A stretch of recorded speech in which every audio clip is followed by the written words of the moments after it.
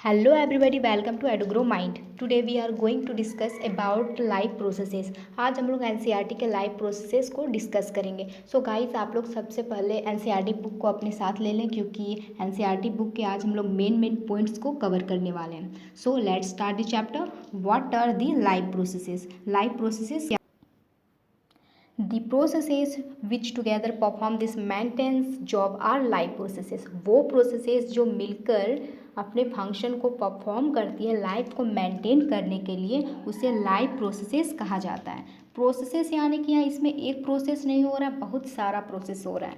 और ये life processes के अंदर हमारा जो एग्जांपल आता है वो है रेस्पिरेशन और ट्रांसपोर्टेशन, फिर एक्सक्रिएशन। ये सारे जो हैं एग्जांपल हैं लाइफ प्रोसेसेस के। अब देखते हैं रेस्पिरेशन क्या होता है।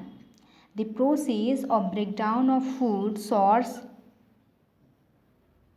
the process of acquiring oxygen from outside the body and to use it in the process of breakdown of food source for cellular needs, that is called respiration। respiration वो process होता है जिसमें oxygen को body के बाहर से लिया जाता है और with the help of oxygen break down of food, और ये जो होता है ऑक्सीजन के हेल्प से फूड को तोड़ा जाता है, उसी को रेस्पिरेशन कहा जाता है। और ये रेस्पिरेशन जब होता है तो इससे क्या होता है, सेलुलर नीड्स जो होता है वो फुलफिल होता है। ठीक है।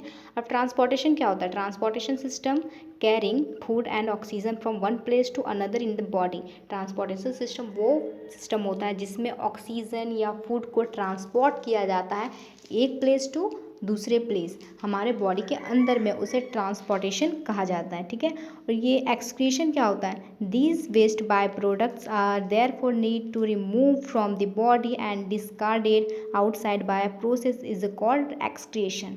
एक्सक्रीशन वो प्रोसेस होता है जिसमें वेस्ट प्रोडक्ट को हमारे बॉडी से रिमूव किया जाता है, उसे एक्सक्रिएशन कहा जाता है।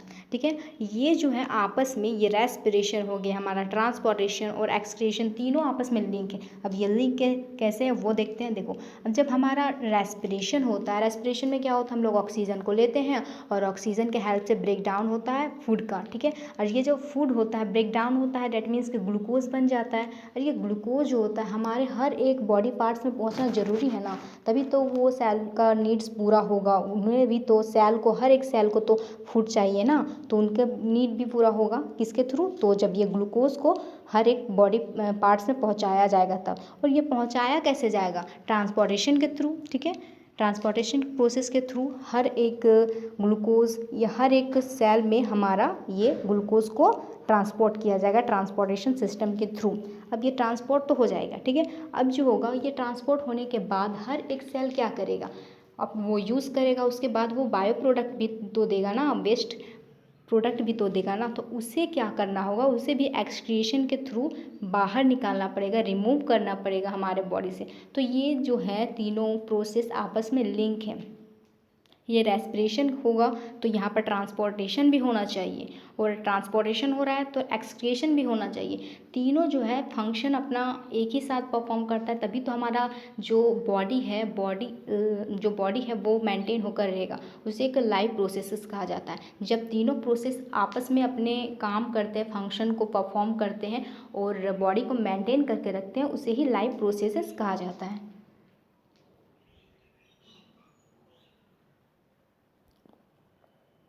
न्यूट्रिशन क्या होता है? जब हम लोग न्यूट्रिशन वाला फूड खाते हैं तभी तो हम लोग को एनर्जी मिलता है ना। तो when we are not doing any apparent activity, energy is needed to maintain a state of order in our body. We also need material from outside in order to grow, develop, synthesize protein and other substances need in the body. This source of energy and materials is the we get food is the food we get. देखो, ये जो nutrition होता है हम लोग को कैसे मिलता है? जब हम लोग कुछ खाते हैं तभी तो हम लोग को न्यूट्रिशन मिलता है ना। तो ये जो न्यूट्रिशन है वो बहुत इंपॉर्टेंट है। क्यों इंपॉर्टेंट है? अगर हम लोग न्यूट्रिशन वाला फूड नहीं खाएंगे तो हम लोग ग्रो कैसे करेंगे? ठीक है।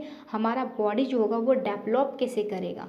और डेवलप नहीं करेगा तो फिर वो हमारे अंदर में प्रोटीन वगैरह, जो हमारा सेल, हर एक सेल प्रोटीन बनाता है और अदर कंपाउंड्स बनाता है, सब्सटेंस बनाता है, अगर वो नहीं बनेगा तो डेवलप होना पॉसिबल नहीं है। इसीलिए न्यूट्रिशन जो है बहुत ज़्यादा ज़रूरी है हमारे बॉडी को मिलना।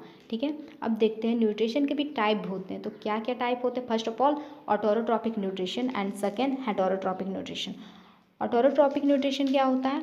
ऑटोरोट्रॉपिक न्यूट्रिशन में वो ऑर्गेनिज्म आते हैं जो अपना फूड खुद ही प्रिपेयर कर पाते हैं, उसे ऑटोरोट्रॉपिक न्यूट्रिशन कहा जाता है। फॉर एग्जांपल हमारा ऑटोरोट्रॉपिक न्यूट्रिशन में फंगाई आता है, ग्रीन प्लांट आता है, और ये सारे जो हैं वो कैसे अपना फूड को प्रिपेयर करते हैं, किसके हेल्प से करते हैं? तो फोटोसिंथेसिस के हेल्प से ये अपना फूड को प्रिपेयर करने में एबल होते हैं। अब लोग जानते हैं कि फोटोसिंथेसिस में 4 मटेरियल की ज़रूरत है। वो क्या क्या होता है? तो सनलाइट हो गया, ठीक है, और कार्बन डाइऑक्साइड जो हमारे इन्वायरमेंट में होता है, वाटर, और क्लोरोफिल जो हमारे लीफ में, प्लांट के लीफ में प्रेजेंट होता है। ये चारों जब आपस में रिएक्शन करते हैं तभी तो ये अपना खाना बना पाता है ना।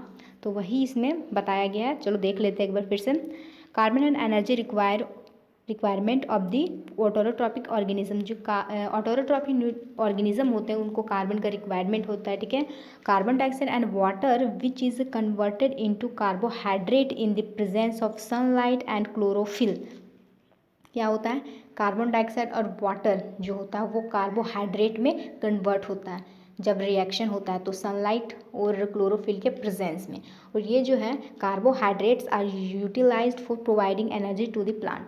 और यही कार्बोहाइड्रेट्स जब बनता है वाटर और कार्बन के साथ रिएक्ट करके, मतलब बनाता है आपस में, तो यही कार्बोहाइड्रेट एनर्जी देता है। किसको देता है? तो प्लांट को प्रोवाइड करता है एनर्जी, कार्बोहाइड्रेट।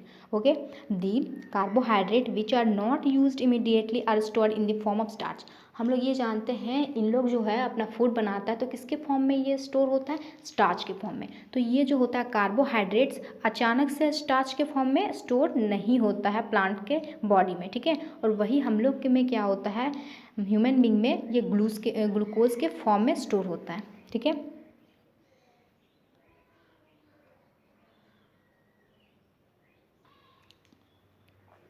अब रिएक्शन देखते हैं। यहाँ पर क्या है? 6 molecules of carbon dioxide plus 6 molecules of water, इसको क्लोरोफिल मिला, ठीक है, जो प्रेजेंट है हमारा लीफ में, और सनलाइट। अब ये चारों रिएक्शन किया तो ग्लूकोज दिया और ऑक्सीजन दिया। और ये हमारा जो ऑक्सीजन है ना, ऑक्सीजन जो है हमारा वो बायो प्रोडक्ट है, मतलब वेस्ट है, और ये वेस्ट में निकाल भी देता है जिसका यूज़ हम लोग करते हैं, ठीक है। और ये जो है ये कौन सा रिएक्शन हो रहा है? हम लोग केमिकल रिएक्शन में पढ़े हैं, जब किसी भी रिएक्शन करवाने के लिए हम लोग सनलाइट का यूज़ करते हैं तो उसे थर्मल डिकम्पोजिशन रिएक्शन कहा जाता है। तो यहाँ पर थर्मल डिकम्पोजिशन रिएक्शन भी हो रहा है, जिसके कारण यहाँ पर क्या दे रहा है? यहाँ पर ग्लूकोज दे रहा है और ऑक्सीजन दे रहा है, ठीक है। और यही ग्लूकोज का यूज़ करके उन लोग अपना फूड को प्रिपेयर करता है। Dates a clear, it's a clear, okay. अब यहाँ पर हम लोग देखते हैं absorption of light energy by chlorophyll. ये जो क्लोरोफिल के थ्रू क्या होता है, लाइट एनर्जी किससे एब्जॉर्ब करता है? तो क्लोरोफिल के थ्रू जो होता है वो लाइट एनर्जी स्टोर होता है उसके लीफ में, ओके। और conversion of light energy, chemical energy and splitting of water molecules into hydrogen and oxygen. अब क्या होता है यहाँ पर? कन्वर्जन हो जाता है, लाइट एनर्जी जो होता है वो कन्वर्ट होकर केमिकल एनर्जी में कन्वर्ट हो जाता है, और जो वाटर होता है वो हाइड्रोजन और ऑक्सीजन में टूट जाता है, स्प्लिटिंग कर जाता है। यहाँ पर तुम लोग देख सकते हो ना, यहाँ पर जो था H2O वाटर है, ये जो होता है स्प्लिटिंग होकर, यहाँ पर जब हम लोग यहाँ पर प्रोडक्ट में देखते हैं तो स्प्लिट होकर ये टूट गया है, वहीं पर ये बोला गया। और ये हीट एनर्जी जो इसको हीट मिला, ये सनलाइट जो मिला, हीट एनर्जी वो केमिकल एनर्जी में कन्वर्ट हो गया, ठीक है। Reduction of carbon dioxide to carbohydrate. अब यहाँ पर क्या हो रहा है? कार्बन डाइऑक्साइड जो हो रहा है वो रिडक्शन कर रहा है। तो कैसे कर रहा है? यहाँ पर कार्बन डाइऑक्साइड था, अब यहाँ पर जब हम लोग देखते तो यहाँ पर C है बस, तो यहाँ पर क्या हो रहा है? कार्बन डाइऑक्साइड का रिडक्शन हो रहा है, तो यही बोला गया। अब बात करते हैं हम लोग डेजर्ट प्लांट की। डेजर्ट प्लांट क्या करता है? Desert plant take up carbon dioxide at night and prepare an immediate which is acted upon by the energy absorbed by the chlorophyll during daytime।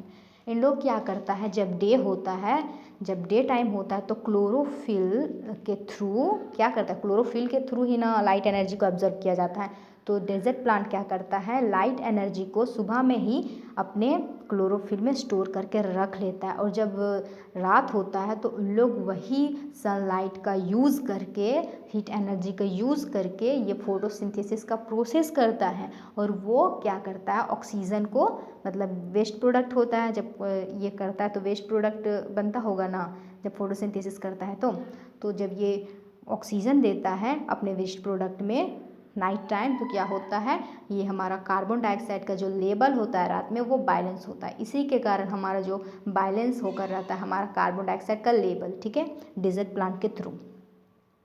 अब यहाँ पर देखते हैं, if you carefully observe a cross section of a leaf under the microscope shown figure 6.1, you will notice that some cell contain green dots, ठीक है, these green dots are cell organelle called chloroplast which contain chlorophyll. अब यहाँ पर हम लोग देखते हैं,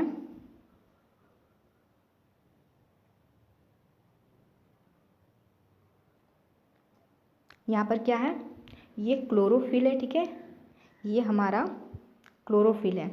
अब ये क्लोरोफिल के अंदर में क्या है, कुछ डॉट्स हैं, यहाँ पर देख सकते हो तुम लोग, यहाँ पर छोटे छोटे कुछ डॉट्स हैं, ये डॉट्स को क्या कहा जाता है, क्लोरोप्लास्ट।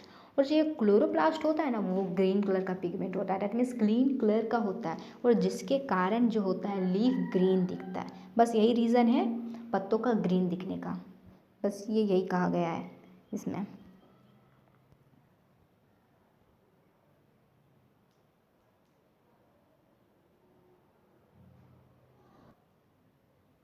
हम लोग क्लास 9 में पढ़े थे स्टोमाटा।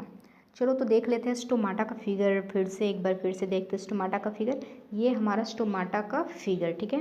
अब ये जो स्टोमाटा का फिगर दिया है वहाँ पर ये ओपन वाला है और ये क्लोज वाला है।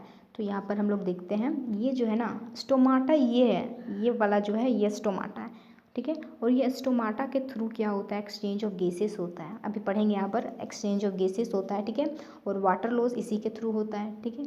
अब जब ये जो होता है इसी के थ्रू, स्टोमाटा के थ्रू ही सनलाइट जो होता है इंटर करता है। जब ये ओपन होता है तो सनलाइट आता है और ट्रैप कर लेता है, ठीक है। और जब इसका काम हो जाता है तो ये फिर ओपन हो जाता है, हाँ ओपन हो जाता है, तो ये जो होता है एक्सचेंज ऑफ गैसेस हो जाता है और वेस्ट प्रोडक्ट इसी के थ्रू बाहर निकल जाता है।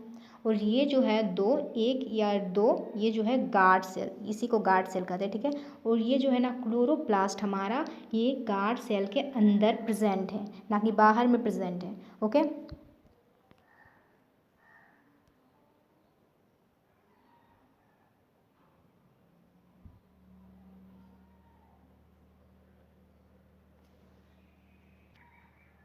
चलो तो देखते हैं यहाँ पर, stomata which are tiny pores present on the surface of leaf, ये हमारा सरफेस के, ये हमारे लीफ के सरफेस पे प्रेजेंट होता है, पत्तों के ऊपर में, उसके परत में होता है, छोटे छोटे होते हैं इसके, मतलब छोटे छोटे, बहुत छोटे छोटे होते हैं इसका पोर्स, ठीक है। अब massive amount of gases exchange take place in the leaves through these pores for the purpose of photosynthesis. और जो होता है इसी से एक्सचेंज ऑफ गैसेस होता है, ठीक है, एक्सचेंजेस ऑफ गैस होता है, और इसी के थ्रू हमारा फोटोसिंथेसिस प्रोसेस जो होता है वो परफॉर्म हो पाता है। अभी हम लोग ने बात किया, डिस्कस किया कि इसी, जब ये खुलता है तो फोटोसिंथेसिस का जो लाइट होता है, जब फोटोसिंथेसिस प्रोसेस होता है तो लाइट इसी से इंटर कर जाता है, ठीक है, तो इसी के थ्रू होता है। और एक्सचेंज ऑफ गैसेस जो होता है इसी के थ्रू होता है। यहाँ पर लिखा हुआ exchange of gases occur across this surface of stem, roots, leaves as well as. इसमें क्या होता है, ये जो होता है ना, अभी एक्सचेंजेस जो होता है, गैसेस होता है एक्सचेंज, तो किस किस से होता है, किस किस सरफेस से होता है, प्लांट के किस किस सरफेस में ये प्रेजेंट होता है, स्टीम में हो सकता है, ठीक है, रूट्स, लीव्स, ये सारे प्लेसेस से एक्सचेंज ऑफ गैसेस होता है, ठीक है। आगे पढ़ते हैं,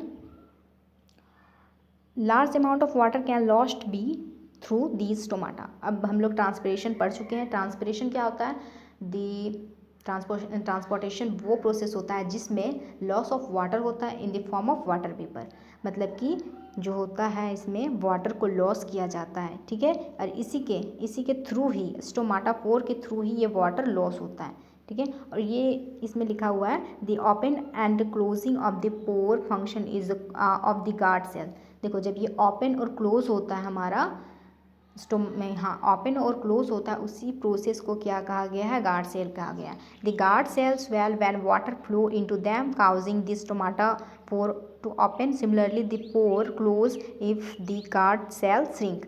मतलब कि जब होता क्या है, जब गार्ड सेल में जब वाटर आता है या एक्सचेंज ऑफ गैसेस होता है तो क्या करता है, ये ओपन हो जाता है, और ये ओपन होता है तो ये क्या होता है, फूल जाता है। और जब इसका काम हो जाता है, फंक्शनिंग हो जाता है, अपना वो ले लेता है, एक्सचेंज ऑफ गैसेस कर लेता है जो इसको चाहिए, उसके बाद जब वो खुलता है तो क्या होता है, वो ओपन हो जाता है, मतलब फूला हुआ रहता है। जब ये फूला हुआ रहता है तो प्रेशर अप्लाई होता है, ये निकल जाता है वहाँ से, उसी को यहाँ पर बोला गया है। बस तो गाइस मिलते हैं नेक्स्ट वीडियो में। Okay bye bye.